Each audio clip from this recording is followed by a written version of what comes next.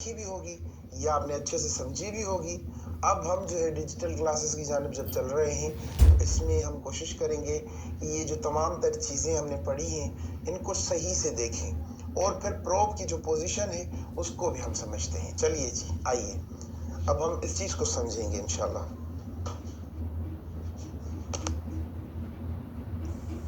अच्छा जी, सबसे पहले हम समझते हैं कि जो स्प्लीन होती है वो किस तरह से होती है। अब जो स्प्लीन होती है उसका ये स्ट्रक्चर है पूरा का पूरा, ये है जी स्प्लीन जो हम मेजरमेंट करते हैं। अब ये एनाटॉमी आपको समझाएगा। अल्ट्रासाउंड के अंदर ये इसकी जो मेजरमेंट है वो किस तरह से की जाती है उसको भी समझते हैं। लेकिन सबसे पहले आप ये समझिए कि ये जो हम इसकी मेजरमेंट करते हैं वो किस तरह से करते हैं। ये देखिए, अब मैं आपको ब्लू के कलर के ऊपर समझाता हूँ। ये पूरी की पूरी ये जो यहाँ से स्ट्रक्चर ये जो जा रहा है, ये पूरा स्प्लीन का स्ट्रक्चर है। ठीक है, यहाँ पे तो आप समझ लोगे, ये यहाँ पे ये पूरा स्प्लीन का स्ट्रक्चर है। अब आगे चल के मैं आपको बताऊंगा, ये देखिए इसको फाइंड किस तरह से करना है।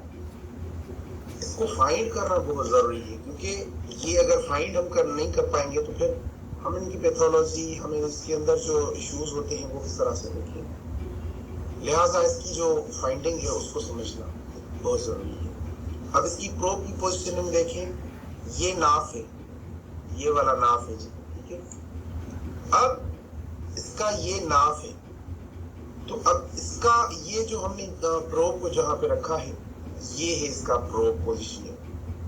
ठीक है, ये इसकी प्रोब पोजिशनिंग है। कहां पे रखा है? लेफ्ट अपर क्वाड्रेंट के अंदर ये फॉल करती है। लेकिन प्रोब की पोजिशनिंग को देखिए, ये है प्रोब की पोजिशनिंग, ये देखिए। ठीक है, उसके बाद ये पूरी स्प्लीन जो है हमें नजर आ रही है, लेकिन अब थोड़ा हम आगे चलेंगे मजीद समझने के लिए। और प्रोब की पोजिशनिंग एक ये भी है। ठीक है, ये प्रोब। अब पेशेंट को हमने थोड़ा जो है दरमियान में लिटाया है, उल्टा नहीं लिटाया। ठीक है, तो यहाँ पे ये प्रोब की पोजिशनिंग देखिए, ये लॉन्गिट्यूडनल प्रोब यूज किया गया है। अगर हम ट्रांसवर्स करते तो ये बिल्कुल इसका जो है यहाँ पे इस तरह से जो है हम प्रोब को यूज करते, ट्रांसफर अगर यूज करते तो। ठीक है, अभी इसकी जो प्रोब पोजिशनिंग है उसको आप देख लीजिए, अच्छे से देख लीजिए। इसके बाद जो है जनाब हमें जो साइन मिलेगा ये वाला मिलेगा। अब मैं आपको समझाता हूँ कि ये इसकी जो इसका जो ये वाला हिस्सा है, ये क्या है बेसिकली। इसे हम कहते हैं हाइलम। लिखें, कॉपी के ऊपर लिखें। और ये वाली जो है ये स्प्लीन है। अब हम ड्रॉ करना शुरू करते हैं ताकि ऑर्गन आपको समझ में आ जाए। ये इसका डायफ्राम है। ऐसा नहीं कि लिवर के अंदर ही डायफ्राम आता है, ये इसका डायफ्राम है। अब ये यहाँ से स्प्लीन है जी, ये मुकम्मल ये जो आपको हाइपोइकोइक सा जो स्ट्रक्चर है नजर आ रहा है, ये स्प्लीन है। ठीक है, ये स्प्लीन है, ये पूरी की पूरी जो है जनाब स्प्लीन है। ठीक है, और स्प्लीन के नीचे क्या होता है? इसका हाइलम। अब ये हाइलम है, ये स्प्लीन है। ठीक है, अब इसके नॉर्मल वेरिएंट को आपने जान लिया, समझ लिया। अब चलते हैं पैथोलॉजी से। लेकिन पैथोलॉजी से पहले हमने जो पढ़ा था कि इसकी जो नॉर्मल मेजरमेंट्स होती है वो यहाँ से लेकर यहाँ तक करते हैं, तो इस चीज को अभी हम समझ लेते हैं। ठीक है, अब देखें, सबसे पहले यहां से जो हम मेजरमेंट लेते हैं, ये डायफ्राम से लेकर ये यहां तक लेते हैं, ये है इसकी विड्थ की मेजरमेंट। अब ये कितनी आनी चाहिए? ये आनी चाहिए 12 सेंटीमीटर। ठीक है, फिर करते हैं किसकी? यहां से थिकनेस की मेजरमेंट, यहां से यहां तक करते हैं। सॉरी,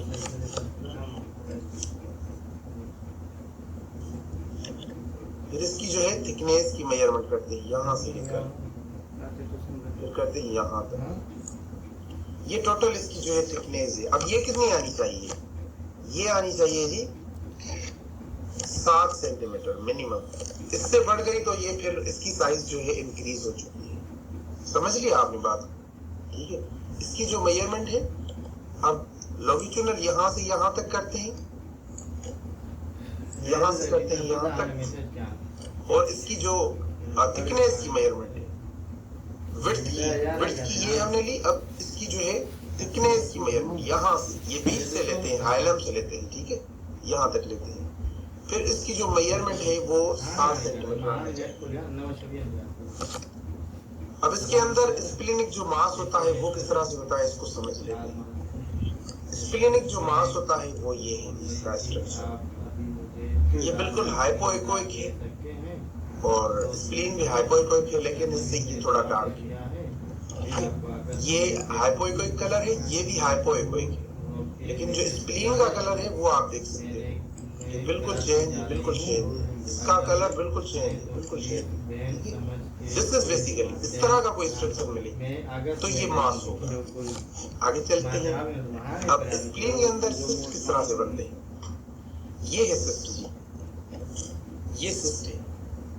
स्ट्रक्चर आपने स्प्लीन का समझ लिया है, मुझे ड्रॉ करने की कोई जरूरत नहीं पड़ेगी, अभी मैं समझ रहा हूँ। फिर भी आपने अगर नहीं समझा तो एक बार ड्रॉ कर देता हूँ। अब इस स्प्लीन के अंदर क्या हुआ है, ये एक एनोइकोइक सा स्ट्रक्चर हमें मिल रहा है यहाँ पे, ये एनोइकोइक सा स्ट्रक्चर है। अब इसे हम क्या कहेंगे, सिस्ट कहेंगे, सिंपल सिस्ट कहेंगे, ठीक है। ये सिस्ट, इस तरह का कोई स्ट्रक्चर मिले तो आप इसे कोड के अंदर सिस्ट लिखेंगे। अब मैंने एक चीज मिस कर दी थी, अभी आपको समझा रहा हूँ शुरू में ही। ये इसका हाइलम है, अगर ये आ जाए तो फिर ये हाइलम इसे हम कहते हैं, ठीक है। अब लॉन्गिट्यूडनल के अंदर जब हम प्रोब को रखते हैं तो स्प्लीन का स्ट्रक्चर हमें ये मिलता है, ठीक है। अब ये मैंने जल्दी से ड्रॉ कर दिया, आप समझ लें, ठीक है। या मैं आपको करके दिखाता हूँ, फिर कहेंगे आपके डॉक्टर साहब को जो है स्प्लीन की जो है ड्रॉ करनी नहीं आ रही। चलेंगे यहाँ से,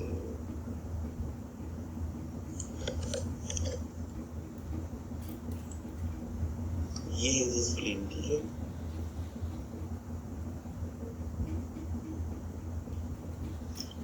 अब ये लॉन्गिट्यूडनल प्रोब के अंदर इसकी ये पोजीशन मिल रही है हमें, ठीक है। ये है बेसिकली लॉन्गिट्यूडनल पोजीशन। अब ट्रांसवर्स सेक्शन के अंदर जब हमें पोजीशन, ट्रांसवर्स सेक्शन के अंदर जब हम प्रोब रखेंगे तो ये पोजीशन हमें मिलने वाली है, ये वाली। चलो मैं जल्दी से बता देता हूँ, ये वाली, ठीक है। तो ट्रांसवर्स सेक्शन के अंदर हमें स्प्लीन बिल्कुल अपोजिट में मिलेगी, और लॉन्गिट्यूडनल के अंदर हमने ये वाली पोजीशन मिलेगी, ये वाली पोजीशन, ठीक है। ये समझ, चले आगे चलते हैं। अभी हाइड्रेटेड सिस्ट के बारे में मैंने आपको समझाया था, तो आप ये डिजिटल बोर्ड पे देखें कि किस तरह से आपको हाइड्रेटेड सिस्ट मिल रहा है। ये है जी हाइड्रेटेड सिस्ट। अब ये स्प्लीन है पूरी की पूरी, इसके अंदर ये सिस्ट है, ये वाला सिस्ट है। इसकी जो मेजरमेंट करनी होती है, यहाँ से हम यहाँ तक करते हैं, यहाँ से यहाँ तक करते हैं, यहाँ से, ठीक है। फिर इसकी एक मेजरमेंट यहाँ से भी ले लेते हैं। चलिए अब अच्छे से आप ये मेजरमेंट लेते हैं और एक इस तरह की मेजरमेंट लेते हैं, तो ये दोनों मेजरमेंट लेके फिर हाइड्रेटेड सिस्ट जो है हम बताते हैं। तो ये है हाइड्रेटेड सिस्ट जी, ठीक है। इसे हम क्या कहते हैं, हाइड्रेटेड सिस्ट। एपिडर्मोइड सिस्ट के अंदर हमें क्या मिल रहा है, ये वाली चीजें जो मैंने आपको समझाया था कि ये सिस्ट है स्प्लीन के अंदर, ठीक है। इसकी मेजरमेंट भी सेम तरीके से लेनी है। इसके अंदर आपको ये इकोजेनिक से जो है स्ट्रक्चर मिल रहे हैं, ये वाले, ये देखिए, ये देखिए, ये देखिए, ये सारे के सारे छोटे छोटे जो है स्ट्रक्चर आपको मिल रहे हैं। यहाँ पे भी ये देखिए, ये देखिए, ये देखिए, ये सारे के सारे आपको स्ट्रक्चर मिल रहे हैं। तो दिस इज बेसिकली एपिडर्मोइड सिस्ट, ठीक है। इस तरह का सीन मिले आपको, इस तरह का कोई स्ट्रक्चर मिले, तो उसे आपने रिपोर्ट के अंदर क्या लिखना है, एपिडर्मोइड सिस्ट। स्प्लीनिक कैल्सिफिकेशन के बारे में मैंने आपको बताया था कि वो जो होती है इस तरह की स्टोन नुमा चीजें बनी होती हैं। ये स्टोन है बेसिकली, ठीक है, छोटे छोटे से, ये देखिए ये देखिए, ये सारे के सारे छोटे छोटे स्टोन्स बने हुए। इसके नीचे जो है ये शेडो बना हुआ है, ये देखिए, ये सारा का सारा शेडो है, ये पूरा शेडो है, ये देखिए, ठीक है। यहाँ पे भी ये शेडो है सारा, बहुत सारे पड़े हुए हैं। तो इनके अंदर क्या हो रहा है कि ये आपको मतलब कि बहुत सारे आपको ये जो है ना, इनके अंदर क्या है कि बहुत सारे आपको शेडोज मिल रहे हैं। ये बहुत सारे स्टोन्स पड़े हुए हैं, इसके लिए शेडो आपस में जमा होकर बहुत बड़ा जो है स्ट्रक्चर दे रहा है। ये देखिए, ये सारा शेडो है, ये सारा शेडो है मुकम्मल। तो दिस इज बेसिकली स्टोन्स, ठीक है। This is basically called calcification, ठीक है। स्टोन जैसा स्ट्रक्चर, इनके नीचे जो है ये कैल्सिफिकेशन है, ठीक है। अब आगे चलेंगे थोड़ा।